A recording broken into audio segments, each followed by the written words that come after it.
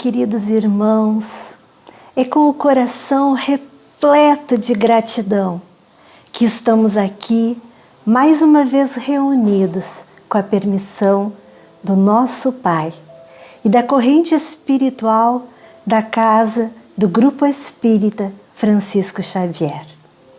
E com essa permissão, nós pedimos a Deus e aos mentores espirituais que nos iluminem com muita paz, com muito entendimento, para que possamos aproveitar ao máximo possível as reflexões que faremos à luz do Evangelho segundo o Espiritismo. E a reflexão que nos cabe para fazer neste momento é referente ao capítulo de número 13 do Evangelho. Não saiba a vossa mão esquerda o que dê a vossa mão direita. E nós vamos refletir a respeito do item de número 11, intitulado A Beneficência.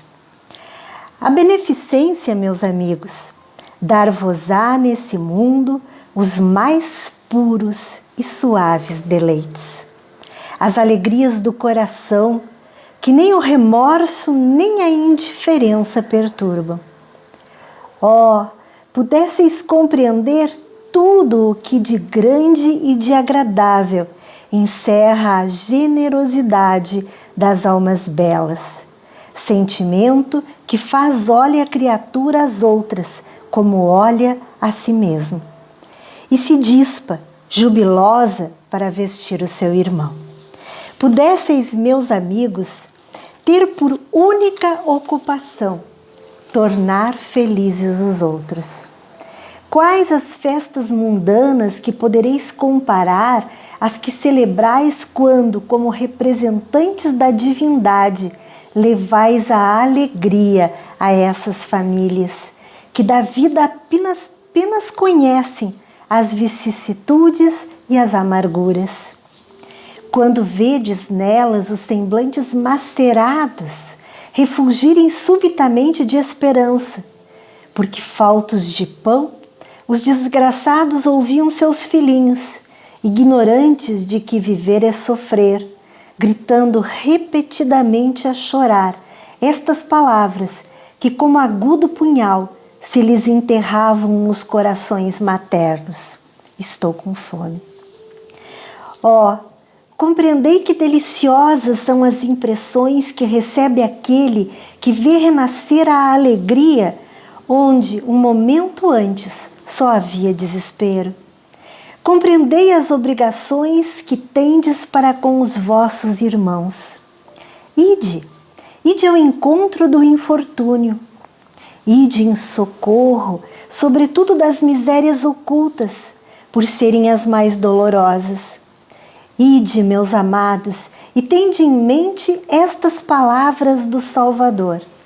Quando vestirdes a um destes pequeninos, lembrai-vos de que é a mim que o fazeis.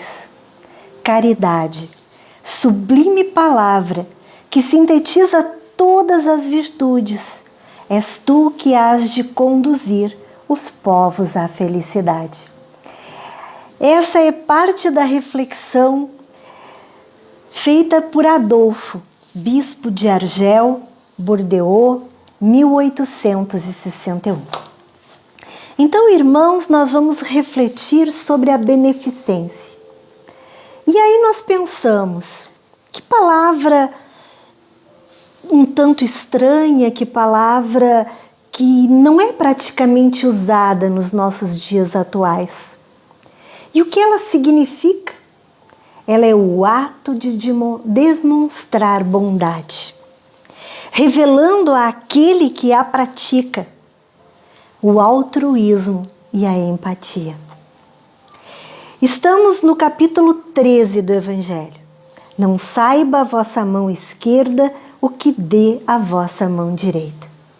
Então, em primeiro lugar, esse capítulo nos incita a não ostentar a nossa bondade, a fazê-la com o coração. Por isso que nós precisamos, ao praticar a beneficência, nos revelar altruístas e termos empatia pelos outros. Que outro nome nós podemos chamar a beneficência? Podemos chamá-la de caridade. Caridade é tudo aquilo de bom que fazemos ao outro. Por isso, nós podemos refletir sobre a máxima de Jesus: amar a Deus sobre todas as coisas e amar ao teu próximo como a ti mesmo. Então vamos exercitar essa beneficência para todo aquele que está ao nosso lado e que está necessitado de receber algo que seja bom, que acalme os seus flagelos, que enterneça a sua alma, que o auxilie a ser um espírito melhor. E aí, quando nós pensamos na caridade, nós pensamos que ela pode ter dois caminhos. Ela pode ser a caridade material e ela pode ser a caridade moral. Nós podemos identificar a caridade material com o verbo ter. Para fazê-la, nós precisamos ter algo, nos despojar de algo. Ou nós damos uma ajuda financeira, ou nós damos roupas, alimentos. Nós damos algo que nós temos de material para oferecer. Mas será que no momento em que nós estamos demonstrando essa bondade, nós estamos fazendo realmente com altruísmo, com empatia? Na maioria das vezes, quando nós exercitamos a caridade material, a gente oferece aquilo que não queremos mais, ou aquilo que temos em demasia, ou numa quantidade suficiente que ao doá-la não vamos nos prejudicar. Quantas e quantas vezes abrimos o nosso roupeiro repleto de roupas que não usamos há muito tempo e que não queremos mais? Então o que fazemos? Nós as recolhemos e damos a alguém. Damos porque não queremos mais. Mas será que um de nós teria o altruísmo suficiente para se despir da veste que está usando, o casaco novo que a recém comprou? Ao caminhar por uma calçada e avistar nesta época de frio, uma pessoa deitada no chão, tremendo de frio? Será que teremos as condições de despreendimento para oferecer aquilo que estamos usando, aquilo que gostamos? Por isso nós precisamos falar na caridade moral, naquela qualidade que nós podemos identificar pelo verbo ser. Eu preciso ser, eu preciso ter compaixão, eu preciso ter amor, eu preciso ter desprendimento. Então fazer a caridade moral, fazer essa beneficência que o Evangelho está a nos mostrar, é difícil. É difícil porque o nosso espírito ainda em aperfeiçoamento não está ainda repleto da compaixão necessária para auxiliar aqueles que sofrem e que padecem. Muitas e muitas vezes, muitas e muitas são as pessoas que não fazem a caridade, ou porque se acham com recursos insuficientes para dar uma esmola de dinheiro, ou porque pensam que ao dar aquela esmola a pessoa está sendo preguiçosa e não quer trabalhar. Nós ainda precisamos aprender muito para que possamos olhar ao outro, olhá-lo através da sua alma. num toque de olhar fraterno que demonstre bondade. E quando nós temos a compaixão, nós estamos oferecendo algo que é nosso, que irá conosco, que irá nos acompanhar por tantas e outras experiências reencarnatórias que se façam necessárias até que o nosso espírito seja pleno de sabedoria e de amor universal. Para que possamos exercitar essa caridade, não só para aqueles que estão bem próximos, que nós já aprendemos a amar, mas que nós possamos exercitá-la para aqueles que circulam pelo mundo e que sofrem e padecem de muitas vicissitudes. Por isso nós pensamos, mas o que eu já tenho desenvolvido em mim para que eu possa exercitar a caridade moral? Que recursos eu preciso para exercitá-la? Uma das formas de exercitar a caridade moral é através do pensamento. Nós podemos fazer uma prece. Nós podemos pedir a Deus, aos espíritos amigos, que acalentem com coragem, com resignação, aqueles que estão passando por inúmeras e diferentes dores. Podemos fazer uma prece que saia do nosso egocentrismo, que não veja os nossos objetivos, mas que veja os objetivos universais. Um pensamento de amor com vibrações benéficas que se espalhem por todo o universo, que aclamem a paz, que aclamem o entendimento, para que as pessoas possam se olhar como irmãos. E nós podemos também fazer a caridade moral doando os nossos fluidos, doando vibrações benfazejas, vibrando positivamente, desejando que o outro se recupere, acalme a sua dor. E quando a gente fala em doação de fluidos, nós nos lembramos de quem? Do nosso Mestre Jesus, daquele que por todos os caminhos que percorreu, não lhe faltou um olhar altruísta e fraterno para todos aqueles que sofriam, que tinham dores. E ele doava os seus fluidos, ele fazia suas curas. Ele dizia palavras de encorajamento. Exatamente, palavras de encorajamento. É aquilo que nós podemos também doar, fazendo a caridade moral. E aí nós podemos nos recordar de uma passagem do Evangelho. Nos Atos dos Apóstolos, no capítulo 3, no versículo 1, nos conta e é narrada a história da cura de um coxo. Um homem que nasceu com essa deficiência.